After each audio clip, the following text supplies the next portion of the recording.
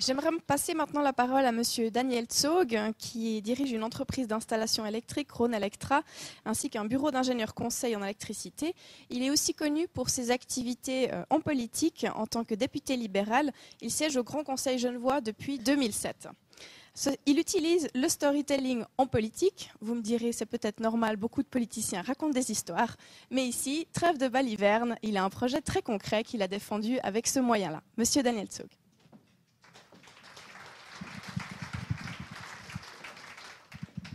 Merci beaucoup. Bonsoir.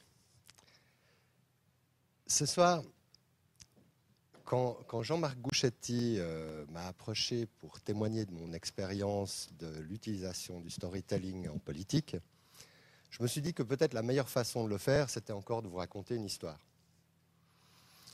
Alors laissez-moi planter le décor. Nous sommes en juin 2009. Et j'ai été invité par mon parti pour défendre le complément de crédit pour le CEVA. L'enjeu est à la fois important et pas important. L'enjeu n'est pas important parce que les positions des partis sont prédéterminées et mon intervention au Grand Conseil ne va pas changer grand-chose. D'un autre côté, l'enjeu de la votation populaire qui aura lieu par la suite, puisque référendum il y aura, est lui fondamental puisque c'est l'enjeu de faire ou non le CEVA. Alors, lors de la préparation de cette intervention, je me suis posé la question, finalement, à qui s'adresse mon message? Aux partis qui sont dans la salle? Non. Parce que les partis qui sont dans la salle, leurs positions sont connues, l'issue du vote même du Parlement est connue. Donc, mon message s'adresse aux indécis. Mon message s'adresse aux gens qui regardent la télévision, aux journalistes qui nous écoutent, qui pourront peut-être tirer de la matière pour leurs articles. Ça, c'était mon premier objectif, convaincre les indécis. Et j'avais un deuxième objectif, un peu moins officiel. Enfin, on était en juin 2009 et les élections en octobre 2009. Alors, il fallait que je me rende un peu visible, que je me distingue un peu des interventions classiques qui se font au Parlement. Et j'ai cherché une autre façon de le faire. Et j'avais quelques obstacles quand même. Il y avait des obstacles qui n'étaient pas simples à contourner. Le premier obstacle, justement, je vous l'ai déjà dit, le débat avait été largement médiatisé. Tous les arguments pour, les arguments contre étaient connus. Tout ce que je n'avais rien de neuf à apporter, en fait, dans ce débat-là. Je n'avais rien de nouveau à dire, je n'avais pas un truc percutant qui allait faire la une des journaux le lendemain matin. En plus, il y avait beaucoup de partis qui étaient, de mon avis, puisque je faisais partie de la majorité, donc un grand nombre d'intervenants allaient se lever et dire plus ou moins la même chose, aligner les mêmes arguments.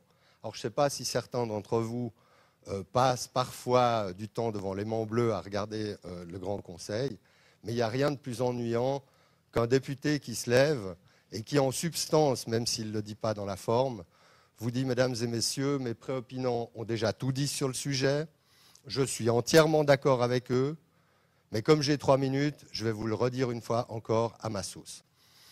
Donc, pour me distinguer, pour ne pas devenir ennuyeux, quelque part, j'ai eu une idée. L'idée, c'est que comme je suivais un cours sur le storytelling à ce moment-là, je me suis dit, je vais me lancer un défi, je vais faire un truc qui n'a pas été fait souvent au Parlement. Je vais essayer, au lieu d'aligner des arguments, de raconter une histoire. Et c'est ce que j'ai fait. Et voici l'histoire. Nous sommes le 17 mai 1974, dans cette même salle du Grand Conseil. À l'heure où je vous parle, le centre-ville est engorgé par le trafic de transit qui emprunte le U-lacustre, la seule voie de communication disponible. Le pont du Mont-Blanc accueille 80 000 véhicules par jour. Et les Genevois rêvent de récupérer le calme des promenades du bord du lac, de respirer un air moins pollué, de retrouver la qualité de vie qui fait la réputation de Genève et de perdre moins de temps dans les bouchons en ville. Ce soir de 1974, un débat fait rage au Grand Conseil sur la réalisation du premier tronçon de l'autoroute de contournement, un projet à l'étude depuis les années 50. L'autoroute rencontre déjà de nombreuses critiques et des oppositions. Les communes périphériques, qui craignent pour leur qualité de vie, qui s'inquiètent du trafic induit, du bruit, des nuisances. L'utilité de l'autoroute est contestée. On dit qu'elle servira exclusivement aux étrangers, pas aux Genevois. La validité du tracé est questionnée. Un tracé alternatif par Soral, le barreau sud de l'architecte Berthoud, est proposé. Et on demande des études complémentaires, des renvois en commission. On craint les décisions hâtives. On craint les surcoûts. Finalement, quelques années plus tard, après plus de 30 ans et de nombreux débats, le 21 août 1981, le projet est accepté.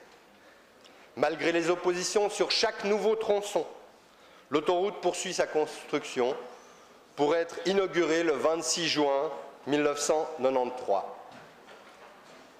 Et c'est un succès incontestable. Et personne aujourd'hui n'oserait nier que c'est une infrastructure indispensable pour notre canton. Ce succès, mesdames et messieurs les députés, ce succès est dû à l'engagement visionnaire de quelques députés, de quelques hommes d'État, de Christian Grobet, qui a vu la lumière après s'être longuement opposé au projet, mais qui a porté le projet par la suite. Mais surtout avant lui, du conseiller d'État Jacques Vernet. Des hommes d'État qui savent, alors que d'autres doutent, comprendre la qualité structurante pour l'agglomération d'un tel projet, qui savent reconnaître les bénéfices induits pour l'économie, comme par exemple le développement de la zone industrielle de Plan-les-Ouates, qui savent que la mobilité est un facteur clé pour le développement et la prospérité de Genève.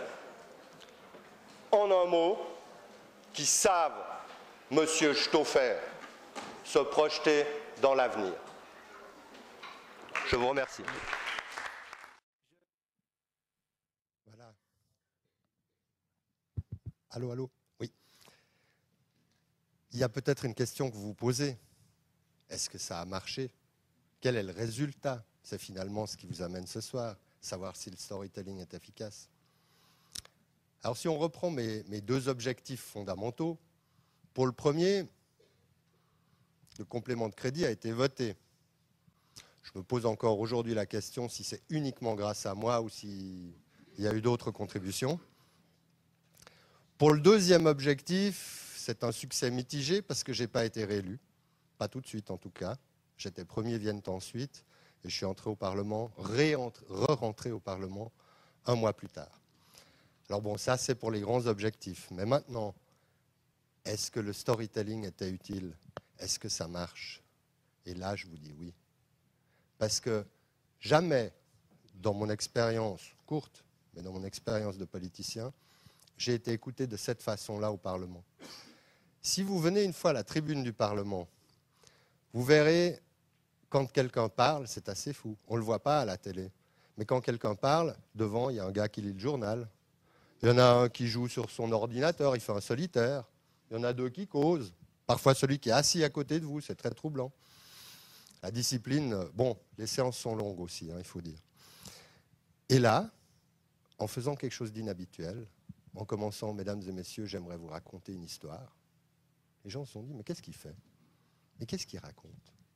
Et ils ont posé leur journal, et ils ont commencé à regarder. Ils m'ont écouté dans un silence quasi religieux. Alors je peux vous dire, le storytelling, ça marche. Le storytelling, ça accroche les gens. Ça leur donne envie d'écouter parce que ce n'est pas un alignement d'arguments.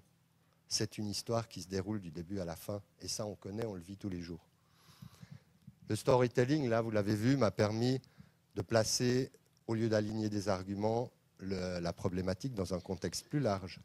M'a permis de rappeler un succès du passé, incontestable, Et ça, ce sont des choses qui sont convaincantes. Cette intervention a été reprise, d'ailleurs, on vous l'a passée depuis YouTube. Donc elle a été reprise sur YouTube, elle a été reprise dans des blogs, on m'en a parlé des semaines après, et elle m'a amené devant vous ce soir. Donc est-ce que le storytelling marche? Moi, je dirais que oui. Merci.